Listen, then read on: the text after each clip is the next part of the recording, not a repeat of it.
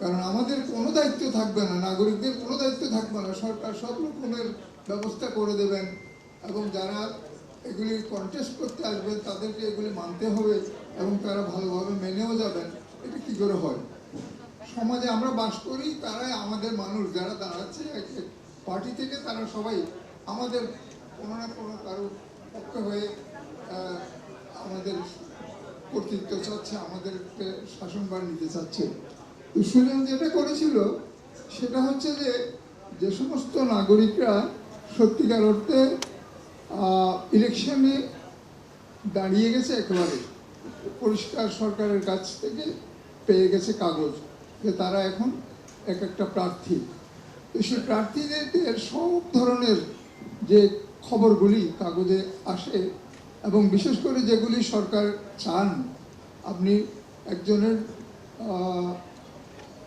Representative হতে গেলে আপনাকে আপনার নিজস্ব কতগুলি খবর দিতে হয়, আপনার লেখাপড়ার বিষয়, আপনার জায়গা সম্পত্তির বিষয়, আপনার কেস আছে কিনা, খারাপ ভালো ডিফল্টার কিনা, বহু জিনিস দিতে হয়। ফলে আপনি তখন একেবারে ওলট পালট হয়ে যান। ওলট পালট হয়ে গেলে ওই ইলেকশন কমিশনকে কিন্তু আপনি ঠিকই ম্যানেজ করতে পারেন, কিন্তু স্থানীয় লোকজনকে ম্যানেজ করা সম্ভব না।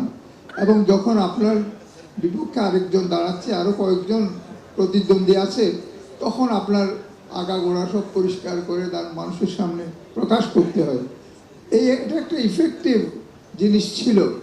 আমরা দু একটা ইলেকশনে করেছিলাম এগুলি, করে গিয়ে আমাদের একটা অভিজ্ঞতা হয়েছে। সেই অভিজ্ঞতা হলো যে অনেকে আসেইনি না।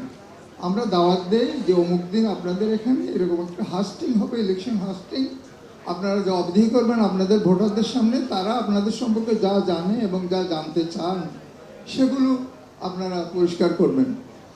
অনেকে আসেন না। আমি চট্টগ্রামের কয়েকজনের নাম বলতে পারি, যাদের নাম এখন বলা উচিত না, তারা তো এখানে নাই, যারা আসেনি নাই, কিন্তু তারা বিরাট ভোট নিয়ে সবসময় পার হয়ে এসছেন। চট্টগ্রাম শহরের, চট্টগ্রাম মেয়রও ছিলেন, এরকম বড় বড় লোক। আর যারা আসেন তাদের নথি পরিষ্কার। আমি কোনো প্রশ্ন, ওনারা ভোটে জিতবেন না, অন্যরা জিতবেন না, জিতা সম্ভব, জিতবেন না তারাই আসে না।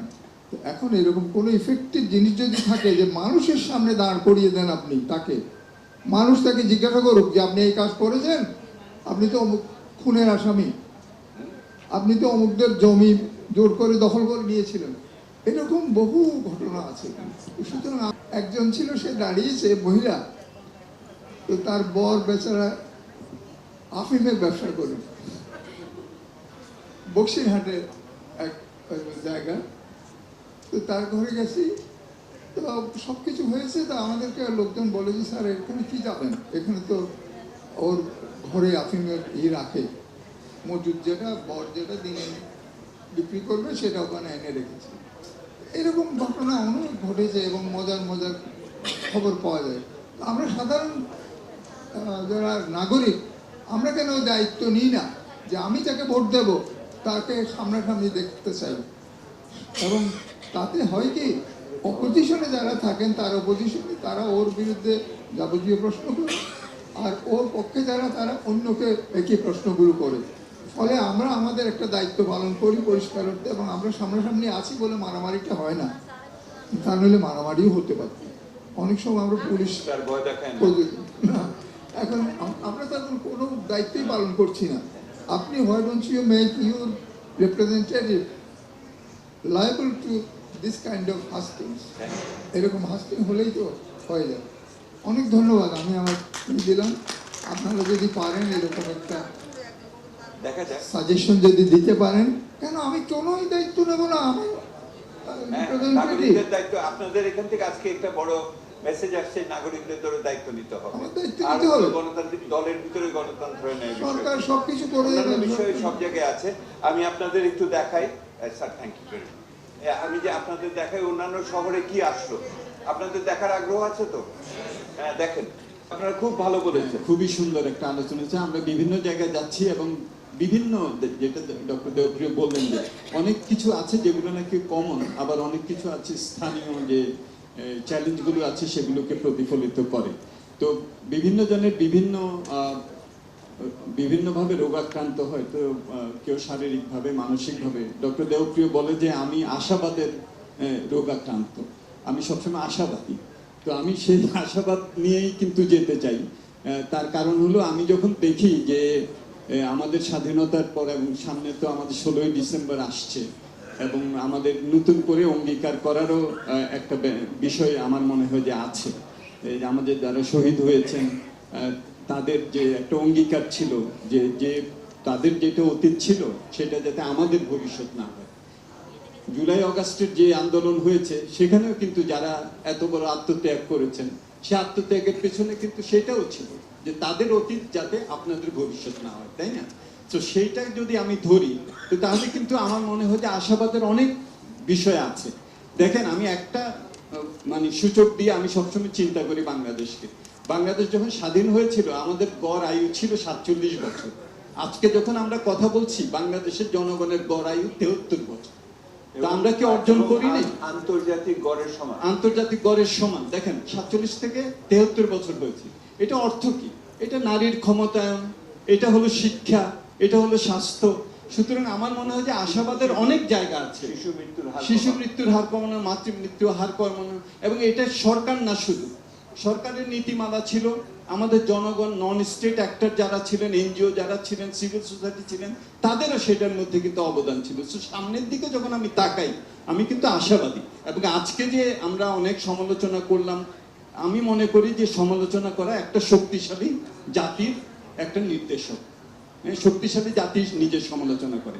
সো আমরা সামনের দিকে যে এগিয়ে যাচ্ছি, এই যে আমরা আজকে যে বললাম, ডক্টর দেবপ্রিয় বললেন যে এই যে সংস্কারের যে কথাটা আসছে, এটাকে আমরা সার্বক্ষণিক মনিটরিং এর মধ্যে রাখবো। কোন সংস্কার কি হলো, বাস্তবায়ন হলো কিনা। নির্বাচন আসছে, আমরা নির্বাচিত প্রতিনিধিদেরকে আমরা সেটার মধ্যে জবাবদিহিতার মধ্যে রাখবো। আমার মনে হয় না যে যাই আমরা বলি না কেন, মাত্র 1.5 বছর আগে এত বড় একটা আন্দোলন হলো, আমাদের জনপ্রতিনিধিদের বুকের মধ্যে কি ফিয়ার অফ গড কি ঢুকে নাই? অবশ্যই ঢুকেছে। এটা অস্বীকার করার কোনো, আরেকবার যদি করে আরো বড়ভাবে ওই ধরনের আন্দোলন হবে। আমাদের নতুন প্রজন্ম তো সেটা দেখিয়ে গেছে। সো আমার মনে হয় যে আমরা আশাবাদী হওয়া দরকার, কিন্তু নাগরিক হিসাবে আমাদের যে যার ভূমিকা, আমার মনে হয় যে সেইটা আমাদের কিন্তু করতে হবে। সেইটা করতে গেলে ভালো প্রতিনিধি নির্বাচন করা বলি, আর দুর্নীতি বিরোধী বলি, আর নিরাপত্তার কথা এসেছে, জবাবদিহিতা, স্বচ্ছতা, এগুলো আমরা কিন্তু করতে পারবো। সবকিছু সরকারের উপরে রেখে দিলে কিন্তু চলবে না।